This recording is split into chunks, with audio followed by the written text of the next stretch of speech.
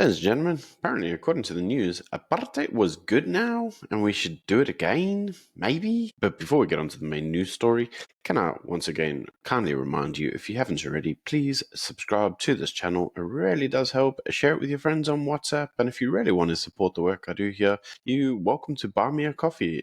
The link to the Buy Me a Coffee page is in the description box below. So before we get into the main news story, I actually want to give you some updates on some stories I covered last week. The first is actually around the Justice Minister. And this story has progressed to the point where the Hawks have apparently now raided the Polokwane municipality in order to seize evidence connected to the shop loan. This has become rather interesting because in Parliament, the Justice Minister was approached and they were asked, are you going to step aside? Remember the ANC's got that step aside rule while the investigations are ongoing? And she says, well, I've got no choice on now whether or not I'm going to be investigated because it looks like I am.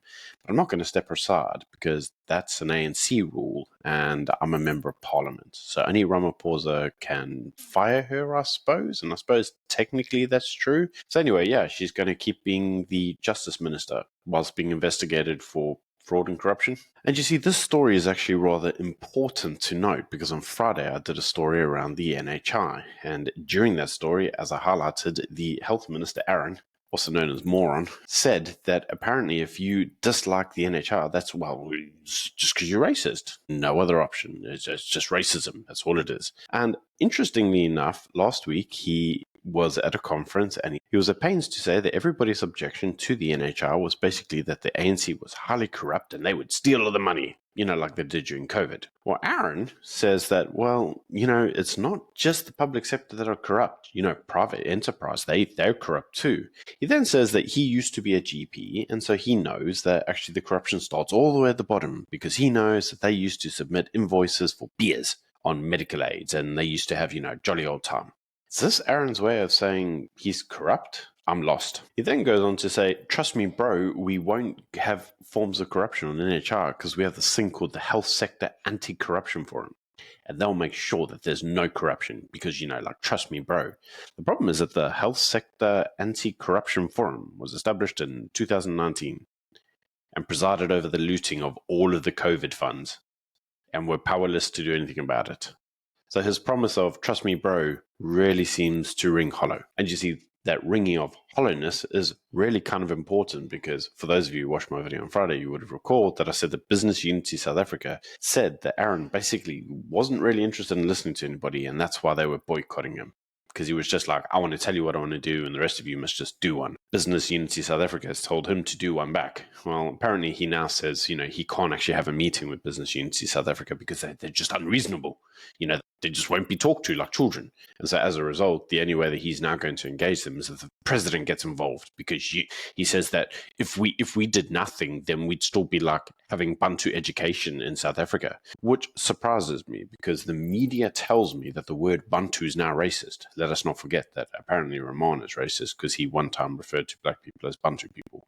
But now it's okay when he does it. It's so confusing. But let us not forget, and Kanthan Pillay very nicely tells us that the health minister's claim is that, the only people that really would object to this is just like white people because they're racist. Well, according to Kanthan Pillay, if you actually do the maths, the maths are that 77% of white South Africans are on private medical aids and only 9.3% of blacks are on medical aids.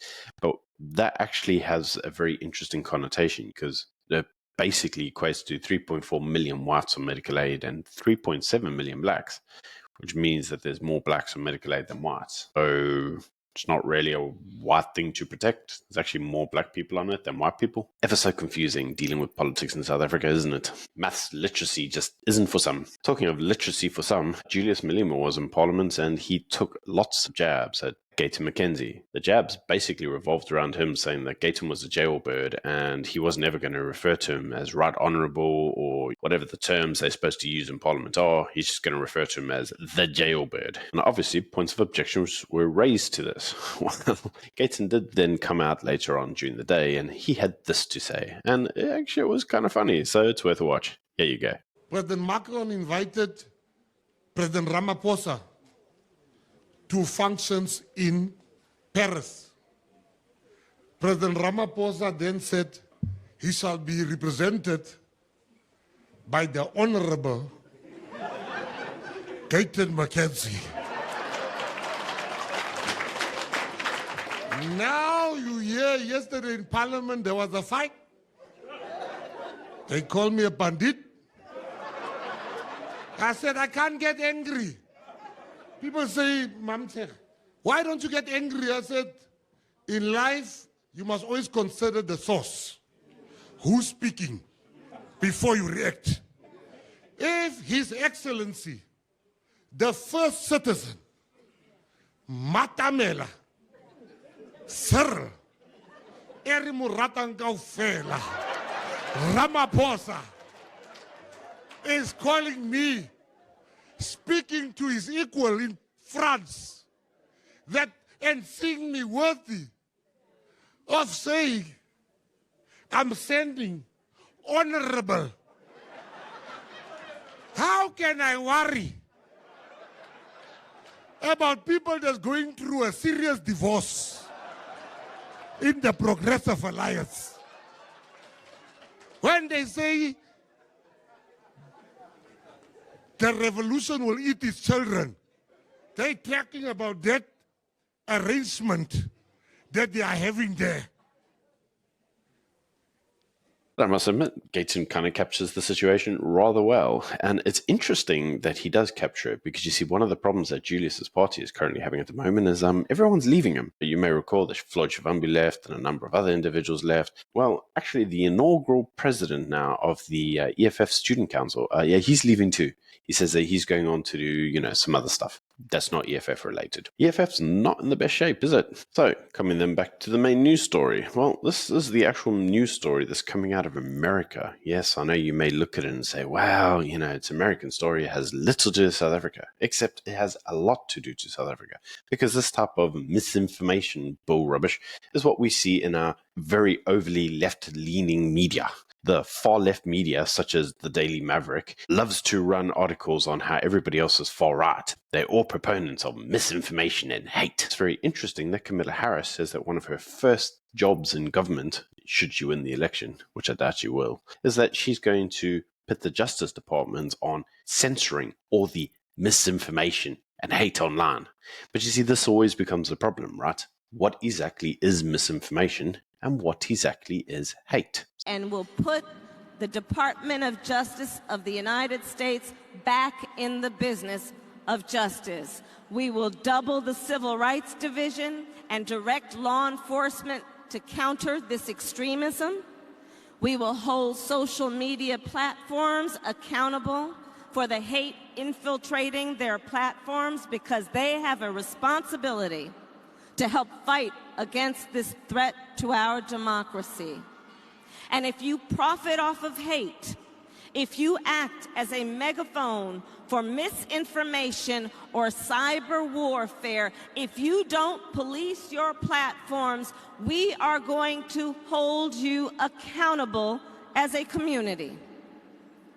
Well, according to a Johns Hopkins surgeon who went before the United States government was actually the biggest purveyor of misinformation during the last virus of unknown specification. In fact, said doctor had this to say. Misinformation. The greatest perpetrator of misinformation during the pandemic has been the United States government. Misinformation that COVID was spread through surface transmission, that vaccinated immunity was far greater than natural immunity, that masks were effective. Now we have the definitive Cochrane review. What do you do with that review? Cochrane is the most authoritative evidence body in all of medicine and has been for decades. Do you just ignore it, not talk about it? That myocarditis was more common after the infection than the vaccine. Not true. It's 4 to 28 times more common after the vaccine. That young people benefit from a booster. Misinformation. Our two top experts on vaccines quit the FDA in protest over this particular issue, pushing boosters in young, healthy people. The data was never there. That's why the CDC never disclosed hospitalization rates among boosted Americans under age 50. The vaccine mandates would increase vaccination rates. The George Mason University study shows it didn't. It did one thing. It created never-vaxxers who are now not getting the childhood vaccines they need to get. Over and over again, we've seen something that goes far beyond using your best judgment with the information at hand. We've seen something which is unforgivable, and that is the weaponization of medical research itself. The CDC putting out their own shoddy studies, like their own study on natural immunity, looking at one state for 2 months, when they had data for years on all 50 states. Why did they only report that one sliver of data? Why did they salami slice the giant database? Because it gave them the result they wanted. Same with masking study. Well, the data has now caught up in giant systematic reviews, and the public health officials were intellectually dishonest. They lied to the American people. Thank you.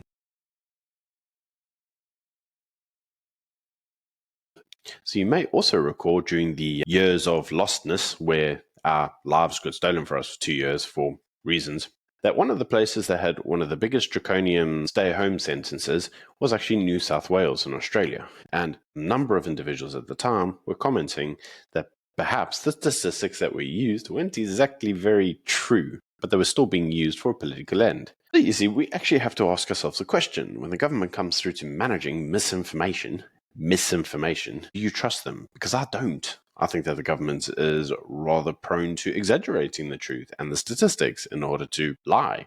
Because remember, Aaron tells us that, only white people use medical, even though over 50% of the people on medical aids are actually black. And interestingly enough, when they choose to use statistics for their own ends, they're usually pretty happy to do that. So maybe we should just go on to hate, because we don't all want to return to apartheid, do we?